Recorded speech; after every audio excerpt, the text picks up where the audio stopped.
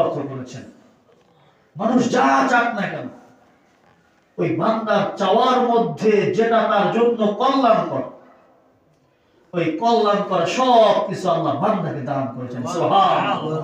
ওয়া আতাকুম মিন কুল্লি মা সাআলতুম, তোমরা যা চেয়েছো আল্লাহ তাই দিয়েছেন। এর অর্থ মুফাসসিরিন کرام এটাও করেছেন যে বান্দা তো কত কিছুই চায়, ওই সব কিছু যদি আল্লাহ দেওয়া শুরু করেন দুনিয়া টিকবে না একদিন। আপনার আমার কত চাওয়া, কত আল্লাহর কাছে আবেদন, এই সব যদি আল্লাহ পুরো করতে থাকে, এই সামনে যা আছে মানুষ একজনও বাঁচবে, কারণ তাকে আমার পছন্দ না, আমি মনে করি এটা ধ্বংস হোক। যদি এটা আল্লাহ কবুল করে তাহলে গ্রামে মানুষ একজনও থাকবে থাকবে না। তাহলে সরল যে অর্থ বুঝে আসে, মানুষ যা চা আল্লাহ তা দিয়ে দেয়, আসল অর্থ এটা হবে না। বরং মুফাসসিরিন کرام বলেছেন এর উদ্দেশ্য হলো মানুষ যা আবেদন করে এর মধ্য থেকে মানুষের জন্য যেটা কল্যাণকর আল্লাহ তাদেরকে তা দিয়ে দিয়েছেন। সুবহানাল্লাহ। কি পরিমাণ দিয়েছেন আল্লাহ মানুষকে! ওয়া ইন তাউদ্দু নি'মাতাল্লাহি লা তুহসুহা, আল্লাহ পাক রব্বুল আলামিন মানুষকে এই পরিমাণ দিয়েছেন, তোমরা সকল মানুষ মিলে যদি আল্লাহ পাক রব্বুল আলামিনের এই অনুগ্রহ দয়াগুলি তোমরা গণনা করতে বসো, লা তুহসুহা, এটা গণনা করে শেষ করতে পারবে না তোমরা। সুবহানাল্লাহ। বাকি মানুষের চিরাচরিত বৈশিষ্ট্য, মানুষের অভ্যাস হলো, আল্লাহ পাক রব্বুল আলামিন বলতেছেন ইন্নাল ইনসানা লাযালুমুন কাফফার, মানুষের অভ্যাস মানুষের রক্তের সাথে মিশে আছে, মানুষের চরিত্র হলো মানুষ হয় জালেম।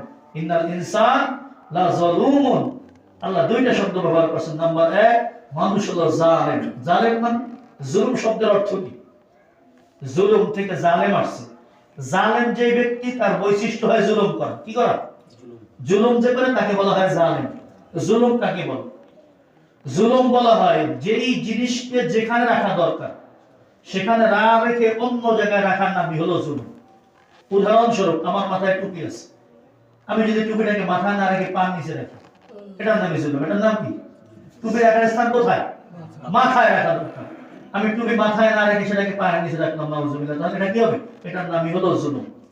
প্রত্যেক বস্তুকে তার যথাযথ স্থানে রাখা, এটার নাম হলো ইনসাফ। এটার নাম কি? আদল। এটার নাম কি? আদল। আর যেই বস্তু, যেই ব্যক্তি, যেই সম্মানের প্রাপ্য, ওই ব্যক্তিকে সেই সম্মানে না রাখা, এটার নাম হলো জুলুম। তো আল্লাহ বলতেছেন মানুষের বৈশিষ্ট্য হলো, সবাই মানুষের বৈশিষ্ট্য হলো লা যালুমুন কাফফার, মানুষ হলো জালেম এবং অকৃতজ্ঞ। তাহলে আল্লাহর ভাষায় স্পষ্ট হইল আপনি আমি জালেম, আপনি আমি কি? এবং কাফফার, অকৃতজ্ঞ। তাহলে কোরআনের এই আয়াত দ্বারা, সূরা ইব্রাহিমের 34 নম্বর আয়াত দ্বারা আপনার আমার স্পষ্ট হলো আল্লাহ আপনার আমার যা দরকার এর থেকেও অনেক বেশি আল্লাহ দান করেছেন, যা আপনার আমার পক্ষে গণনা করে শেষ করা সম্ভব না। প্রত্যেকটা সেকেন্ডে সেকেন্ডে তার অনুগ্রহে নিয়ামতের মধ্যে আপনি আমি ডুবে আছি। এই নিয়ামত পাওয়ার পরে আল্লাহকে যেভাবে স্মরণ করা দরকার ছিল, আল্লাহ পাক রব্বুল আলামিনের বিধান যেভাবে পালন করা দরকার ছিল, আপনার আমার পক্ষে সম্ভব হচ্ছে না। আপনি আমি ইচ্ছা করে অনিচ্ছায় আদায় করতেছি না। এজন্য আপনার আমার বৈশিষ্ট্য হয়ে গেছে জালেম, আপনার আমার গুণ হয়ে গেছে কাফফার, অকৃতজ্ঞ। অকৃতজ্ঞ মানুষ আল্লাহর শুকরিয়া আদায় করে না।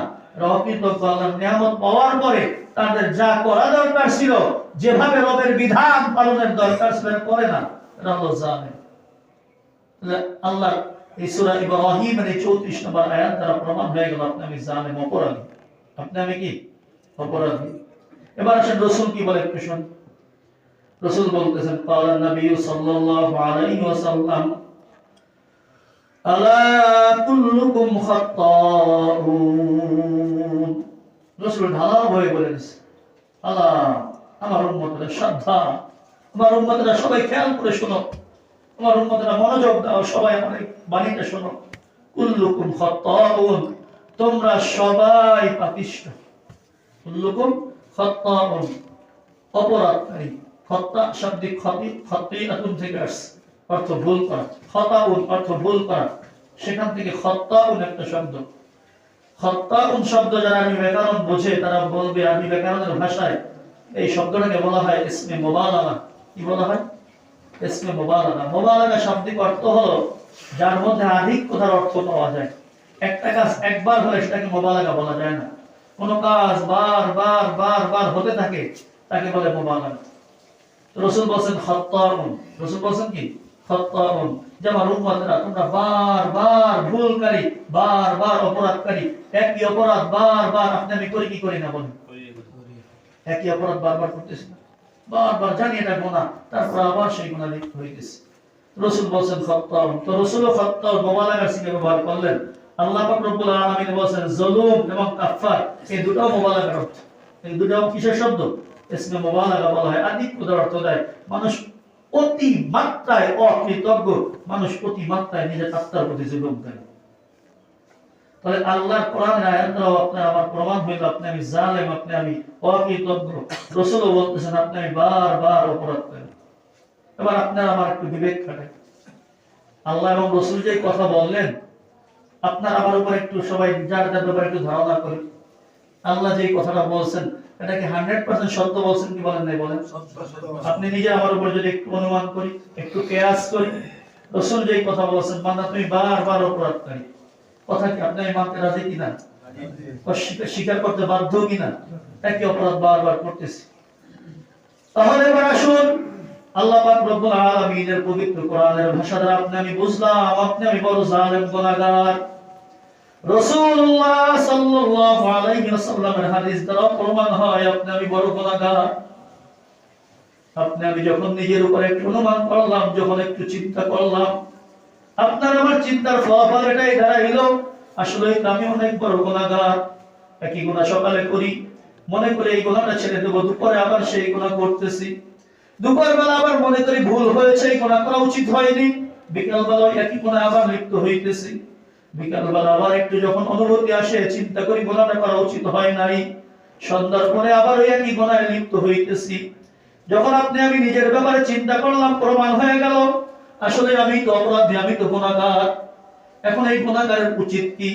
একজন ব্যক্তি যখন ভুল করে সে যদি বুদ্ধিমান হয় তার করণীয় কি? আল্লাহ রাসূল সাল্লাল্লাহু আলাইহি ওয়াসাল্লাম যে হাদিসের মধ্যে আপনাকে আমাকে গুনাহগার বলে ঘোষণা করেছেন, এই হাদিসের শেষ অংশে বলতেছেন গুনাহ তো বান্দা করবে, বান্দার বৈশিষ্ট্য হলো অপরাধ করা, বান্দার বৈশিষ্ট্য হলো নিজের প্রতি জুলুম করা, বান্দার বৈশিষ্ট্য হলো বিভিন্ন গুনাহে লিপ্ত হওয়া। সবারই গুনাহগার। এই গুনাহগারদের মধ্যে একটা শ্রেণীর লোক আছে যারা গুনাহ করার পরে যদি ওই কাজ করে তাহলে আল্লাহর কাছে আবার প্রিয় হয়ে যায়। সুবহানাল্লাহ। রাসূল বলতেছেন খায়রুল খাত্তাইন, সমস্ত উম্মত গুনাহগার, উম্মতের বৈশিষ্ট্য হলো গুনাহর কাজে লিপ্ত হওয়া। একই গুনাহ উম্মত বারবার করবে, কিন্তু এই গুনাহ করার পরেও এক শ্রেণীর লোক আল্লাহর কাছে প্রিয় হয়ে যায়, ভালো হয়ে যায়। খায়রুল খাত্তাইন, এই যারা অপরাধ করে এই অপরাধীদের মধ্যে এক শ্রেণীর লোক আল্লাহ পাক রব্বুল আলামিনের কাছে শ্রেষ্ঠ বান্দা বান্দী হিসেবে পরিচয় পাওয়া যায়। ওই শ্রেণীর লোক কারা? খায়রুল খাত্তাইন আত-তাওয়াবুন। অপরাধ করে বারবার অপরাধ হয়, যতবার অপরাধ হয়, অপরাধ হয়ে যায় সাথে সাথে রবের কাছে তওবা করে। যেই বান্দা এই তওবা করতে পারবে, ওই তওবাকারী বান্দা গুনাহগারদের মধ্য থেকে বের হয়ে আল্লাহ পাক রব্বুল আলামিনের কাছে শ্রেষ্ঠ বান্দা বান্দী হিসেবে পরিচয় পাওয়া যায়। সুবহানাল্লাহ। আপনি আমি অপরাধী নিশ্চিন্তে মানতে বাধ্য। কে বলতে পারবে দাঁড়িয়ে যে আমি কোনো অপরাধ করি না, গুনাহ করি না? আছে নাকি কোনো বাপের বেটা এখানে? আছে নাকি কোনো? আছে? কেউ নাই, কেউ বলতে পারবো না অপরাধ করতেছি, কত গুনাহ করতেছি। গুনাহ যদি হিসাব করতে বসি হয়তো খাতা মাথা যা আছে সব শেষ হয়ে যাবে। আপনি আমি যদি লেখা শুরু করি, রাসূল বলেছে বান্দা আমার উম্মত গুনাহ হবে, এটা মানুষের বৈশিষ্ট্য। কারণ যে শয়তান বলেছিল, শয়তানকে যখন বিতাড়িত করা হয়েছে তখন শয়তান বলেছিল যে আল্লাহ আমাকে তো বের করছে, আমি এদের সামনে পিছনে ডানে বামে সব দিক থেকে এদেরকে ধোঁকা দিব। এদের কি করবো? আমি ধোঁকা দিব। খুব কম সংখ্যক বান্দা তোমার পাবা যারা তোমার কৃতজ্ঞ হবে, বেশি আমি অকৃতজ্ঞ বানাই দেব। আল্লাহ বারবার কোরআনে বলেছেন ইন্না শাইতানা আদুউম মুবিন, শয়তান মানুষের স্পষ্ট দুশমন। শয়তান যেই কাজ করে সবই মানুষের জন্য ক্ষতিকর, এটা আল্লাহ বারবার ঘোষণা করছে। কিন্তু মানুষ যেহেতু শয়তান পিছিয়ে লেগে আছে, অপরাধ হয়ে যাবে, অপরাধ হবে। কিন্তু অপরাধ হওয়ার পরে যদি আপনি আমি তওবা করতে পারি তাহলে আপনি আমি আল্লাহর কাছে কি হয়ে যাব? প্রিয় বান্দা হয়ে যাব। এখন প্রশ্ন হলো হুজুর তওবা কত তওবা করব? যে গুনাহটা সকাল 8টায় করছি একটু তওবা করলাম, আবার 9টার সময় কি গুনাহ করি, আবার 10টার সময় গুনাহ আবার করি, 11টায় গুনাহ আবার করি, কতবার আল্লাহর কাছে তওবা করব? আল্লাহ রাসূল সাল্লাল্লাহু আলাইহি ওয়াসাল্লাম এক হাদিসের মধ্যে বলেন, আল্লাহ তো কোরআনের মধ্যে বলে দিয়েছেন অন্য জায়গায়, ইয়া ইবাদিয়াল্লাযীনা আসরাফু আলা আনফুসিহিম লা তাকনাতু মির রাহমাতিল্লাহ। হে আমার বান্দা, ইয়া ইবাদিয়া আল্লাযীনা আসরাফু আলা আনফুসিহিম, যারা নিজেদের আত্মার প্রতি জুলুম করেছো, নিজেদের আত্মার প্রতি সীমা লঙ্ঘন করেছো, লা তাকনাতু মির রাহমাতিল্লাহ, তোমরা আল্লাহর রহমত থেকে নিরাশ হয়ো না। সুবহানাল্লাহ। ইন্নাল্লাহা ইয়াগফিরুদ যুনুবা জামিআ, আল্লাহ পাক রব্বুল আলামিন তোমাদের সমস্ত অপরাধ একবারে ক্ষমা করে দিবেন। সুবহানাল্লাহ। নিরাশ হওয়া কুফরের আলামত। আল্লাহ আমাকে মনে হয় মাফ করবে না, এটা নিরাশ হয়ে যাওয়া। কেউ যদি এই বিশ্বাস করে আল্লাহ আমাকে ক্ষমা করবে না, আমি ক্ষমার যোগ্য না, তাহলে সে কুফরি করলো। কি করলো? সে আল্লাহর সাথে কুফরি করলো, আল্লাহর কোরআনকে অস্বীকার করার গুনাহগার হইল। নিরাশ হওয়ার কোনো সুযোগ নাই। নিরাশ যে হয় সে কুফরি করে, সে কি করে? আল্লাহর রহমত থেকে নিরাশ হওয়ার কিছু নাই। যখনই অপরাধ হয়ে গেছে, অপরাধ হওয়ার পরে যদি আমার মধ্যে এই অনুভূতি আসে আসলে এটা হয়ে গেছে, আল্লাহর কাছে মাফ চাই, এই অনুভূতি হওয়াটা এটাই হলো ঈমানের আলামত। এটাই কি বলেন? এটাই হলো ঈমানের আলামত। হুজুর কতবার একই গুনাহের জন্য তওবা করব? আল্লাহ রাসূল সাল্লাল্লাহু আলাইহি ওয়াসাল্লামের হাদিসের মধ্যে বলেন, হাদিসে কুদসি আল্লাহ পাক রব্বুল আলামিন স্বয়ং হাদিস রাসূলকে বলেছেন। রাসূলুল্লাহ সাল্লাল্লাহু আলাইহি ওয়াসাল্লাম বর্ণনা করেন, ক্বালা নবী সাল্লাল্লাহু আলাইহি ওয়াসাল্লাম, ইন আতানি লাইলান ক্বাবিলতুহু ওয়া ইন আতানি নাহারান ক্বাবিলতুহু ওয়া মান আ'যামু মিন্নি জুদান ওয়া কারামা ওয়া ইন্নী সাম্মাইতু নাফসি জাওয়াদান কারীমা। সুবহানাল্লাহ।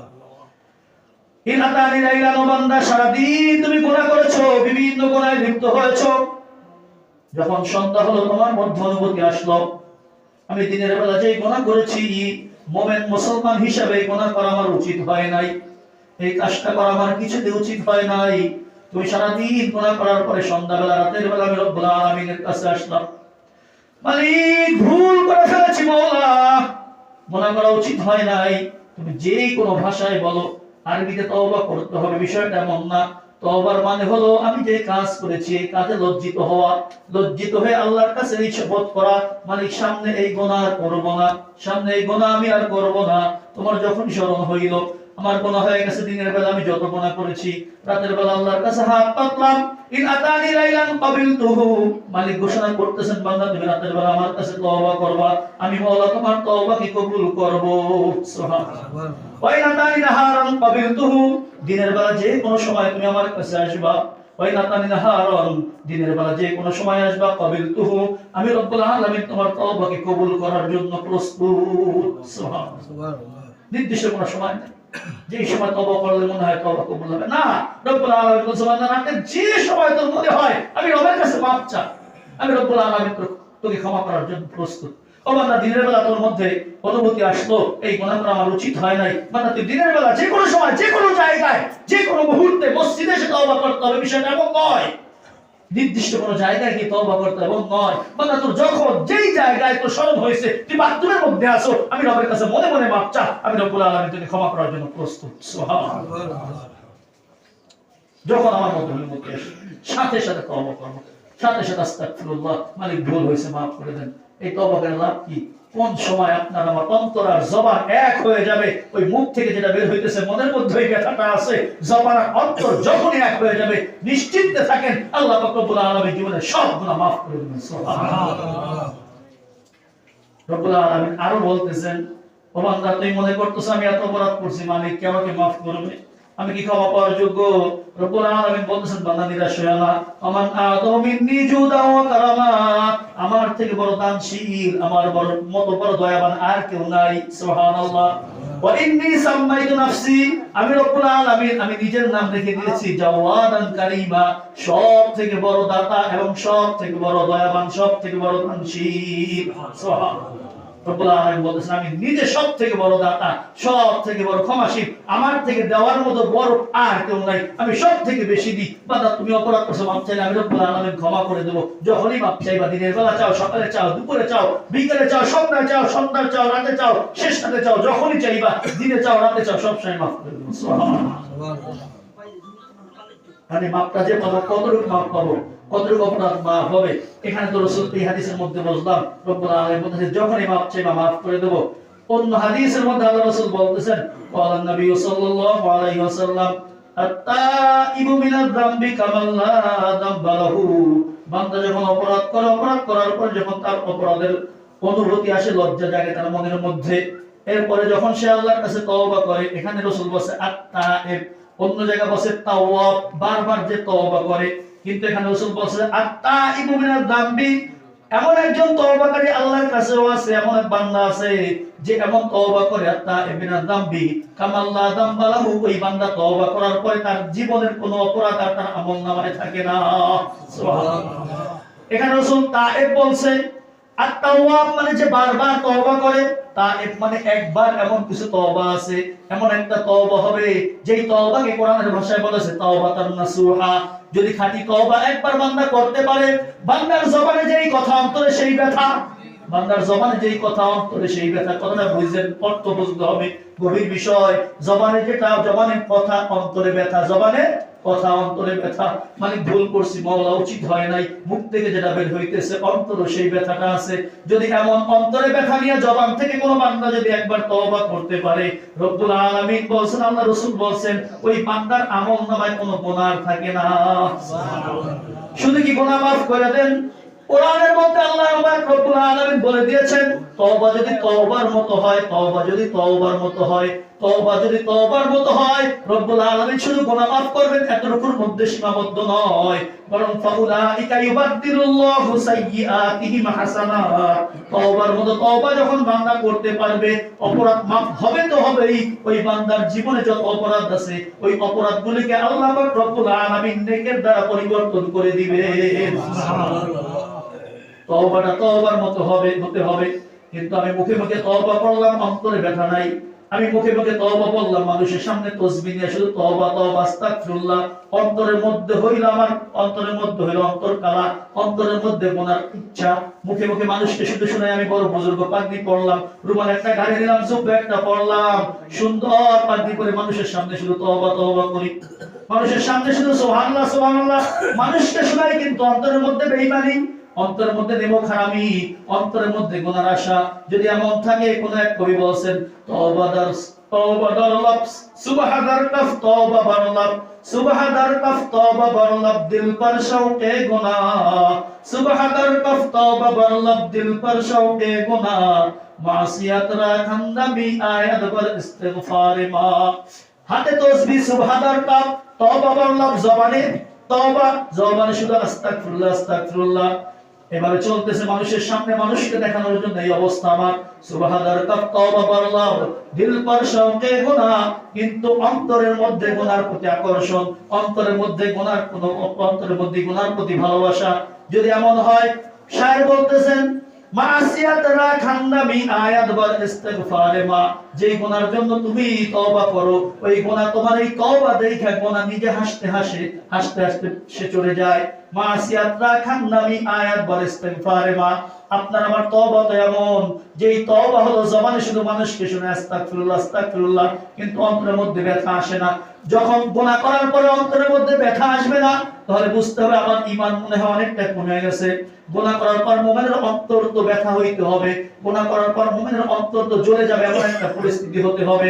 যেই মুমিন গুনাহ করলো, আজকে ফজরের নামাজ আমি জামাতে পড়তে পারলাম না, জামাতে পড়লাম না, ঘরেও পড়তে পারলাম না, আমার ঘুমটা যখন সূর্য উঠে গেছে পরে ভাঙলো, ওই ঘুম ভাঙার পরে যেই মুমিনের অন্তরে ব্যথা আসলো না, যেই মুমিনের অন্তরে ব্যথা জাগলো না, হায় আজকে ফজরের নামাজ আমার ছুটে গেল, পড়তে পারলাম না, তাহলে বুঝতে হবে ওই মুমিনের ঈমানের মধ্যে বড় দুর্বলতা আছে। যেই মুমিন জোহরের নামাজটা চলে গেল, নিজের দুনিয়াবি কাজে এমন লিপ্ত হয়েছে, জোহরের নামাজ চলে গেছে তার খবর নাই, আসরের নামাজ চলে গেল, নামাজ চলে যায়, জামাতে পড়তে পারে না, মনে ব্যথা লাগে না, একা একা পড়ে না, তাও মনে ব্যথা লাগে না, স্বাভাবিক অবস্থায় থাকে। একজন মোমেন হয়ে কিভাবে নামাজ কাজা হয়ে যায়, আর ওই মোমেন কিভাবে স্থির থাকতে পারে, এটা বড় চিন্তার বিষয়। মোমেন তো যখন নামাজটা ছুটে যাবে, অন্তর জইলা যাবে, ওই মোমেনের দুনিয়ার কিছু ভালো লাগার কথা না। ওই মোমেনের সন্তান স্ত্রী সব লাঠি মেরে সে ফেলাই দিতে বাধ্য হয়ে যাবে। আমার নামাজ ছুটে যায়, কি এর স্ত্রী, কিসের সন্তান, কিসের সমাজ আর কিসের দেশ, আমার নামাজ ছুটে গেছে। মোমেনের অবস্থা তেমন হওয়া দরকার। কিন্তু নামাজ ছুটে যায় মোমেন, আপনার আমার মনে ব্যথা জাগে না, আপনার আমার মনের মধ্যে কোনো ব্যথা আসে না, কোনো অনুভূতি হয় না। ও মোমেন ধ্বংস মনে হয় আপনার আমার জন্য অপেক্ষা করতেছে, জাহান্নাম মনে আপনাকে আমাকে ডাকতেছে, আয় আয়। দুনিয়ার মধ্যে আল্লাহ পাক রব্বুল আলামিনের নিয়ামত পাইয়া এই দুনিয়ার মধ্যে, দুনিয়ার জমিনে যেমন মন চায় তেমন চলতেছো, একবার আমার পেটে কিন্তু তোকে আসতে হবে, তখন আমার ব্যবহার তুই দেখবি। আমি জমিন কিন্তু তোর জন্য প্রস্তুত আছি। তুই দুনিয়ার মধ্যে যেমন মন চায় চলতেছে বাবা তামাশা পাইয়া, এই আমার পেটের মধ্যে কিন্তু একবার আসতে হবে। আমার বুকের, আমার পিঠের উপর তুই দম্ভ করে চলো, অহংকার করে চলো, কাউকে কোনো তোয়াক্কা করছ না। যাকে যা মন চায়, যার উপর জুলুম মন চায় জুলুম করতেছো, নিজের আত্মার উপর জুলুম করছো। ভাইয়ের হক আদায় করো না, বোনের হক আদায় করো না, প্রতিবেশীর হক আদায় করো না। একবার কিন্তু আমার পেটে আসতে হবে। জমিন কিন্তু প্রতিদিন আপনাকে আমাকে ডাকে, এটা বুঝতে হবে। মোমেনের অন্তরের মধ্যে যখন কোন একটা নেকের কাজ ছুটে যাবে, তার অন্তরে ব্যথা হইতে হবে। গোনার কাজ যখন হবে, তখন মোমেনের অন্তরে ব্যথা হইতে হবে। যদি গোনার কাজ হওয়ার পর আপনার আমার অন্তরে ব্যথা না হয়, বুঝবেন আপনার আমার ইমানে ভেজাল আছে। ইমানে কি আছে? ভেজাল আছে। আমার ফরজ বিধান ছুটে যাইতেছে, মনে ব্যথা হয় না, বুঝবেন ইমানে ভেজাল আছে। এটা বুঝতে হবে, কিন্তু বোঝার বিষয়। এজন্য এখনো সময় আছে বন্ধু, কোনো গ্যারান্টি নেই। 2 সপ্তাহ আগেও কিন্তু আমাদের সাথে সজীব ভাই নামাজ পড়ছে এখানে। যুবক বিবাহ শাদীর চিন্তা ভাবনা চলতেছিল, বিয়েও দেখছে। কিন্তু সজীবের বয়সী যারা আছে যুবক ভাই, একটু খেয়াল করো, ওই সজীবকে যে রব্বুল আলামিন ডাক দিয়েছে, তোমাকে আমাকে যদি এই মুহূর্তে ডাক দিতে পারে, তুমি আমি এই চিন্তা করার সুযোগ নাই। এখন মাত্র কি বয়স, আমার বয়স মাত্র 20 বছর চলে, 22 বছর চলে, একটু বড় হয়ে দাঁড়িয়ে পাকবে, তখন থেকে নামাজ ধরবো, এই সুযোগ কিন্তু নাই। কি নাম? হাসিব নাম, হাসিব ভাই, সরি হাসিব ভাই নাম। এই হাসিব চলে গেল। এই হাসিব ভাইয়ের জন্য আমাদের কিন্তু মনে ব্যথা লাগে। খুব ভালো ছেলে ছিল। কখন আপনার আমার যাবে হাসিব ভাই, সে দুনিয়া থেকে চলে গেছে, আপনার আমারও কিন্তু যাওয়ার সময় হয়ে যাইতে পারে। এজন্য এখন থেকে তওবা করে, আজকে থেকে তওবা করে এই যে জুমার নামাজ পড়ে বের হব, ইনশাআল্লাহ যতদিন জীবিত আছি এক ওয়াক্ত ফরজ নামাজ ছাড়বো না। তওবা করতে পারি কি পারি না? সবাই নিয়ত করতে পারি কি পারি না? ইনশাআল্লাহ আজকে থেকে আর কোনোদিন এক ওয়াক্ত ফরজ নামাজ জীবন যাবে নামাজ ছাড়বো না ইনশাআল্লাহ। যদি নামাজ ছুটে যায়, যদি অনিচ্ছা আল্লাহর কাছে তওবা কইরা ওই নামাজের কাজার সাথে সাথে আদায় করে দেব, পারবো কি পারবো না? সবাই আল্লাহর হাত ধরে তওবা করেন। আল্লাহ পাক রব্বুল আলামিন আমাদের সবাইকে কবুল করুন, শুকর আমিন। আল্লাহ জীবনে ফরজ নামাজ ছাড়বো না, বলো তোমার কাছে ওয়াদা করতেছি, মওলা তুমি তৌফিক দান করো।